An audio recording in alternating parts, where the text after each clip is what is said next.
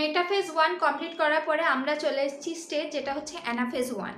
Anaphase 1-এ কি হচ্ছে দেখতে পাচ্ছ, এই যে আগে যে মেটাফেজ তলে যে বা মেটাফেজ প্লেট বা নিরক্ষীয় তলে যে ওরা সজ্জিত হয়েছিল, এবার স্টার্টিং হয় কি এই যে স্পিন্ডল ফাইবারগুলো রয়েছে এরা কন্ট্রাকশন করতে শুরু করে। কন্ট্রাকশন করার ফলে কি হয়, এই যে ক্রোমোজোমের ক্রোমাটিড দ্বয় এরা চলে যায় হচ্ছে উপরের দিকে, এবং এরা যার সাথে অ্যাটাচ আছে স্পিন্ডল ফাইবারের কন্ট্রিকশনের ফলে এরা চলে যায় হচ্ছে অপোজিট পোলে। ফলে দুটো ক্রোমোজোম হোমোলোগাস ক্রোমোজোম তারা চলে যায় হচ্ছে দুটো অপোজিট পোলে।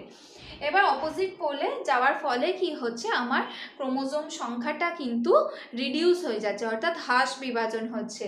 এখানে যদি ক্রোমোজোম সংখ্যা যদি 4n হয়ে থাকে, এখানে কিন্তু এটা হওয়ার পরে সেল ডিভিশনটার পরে আমার হয়ে যাবে কোথায়, এটা 2n হয়ে যাবে।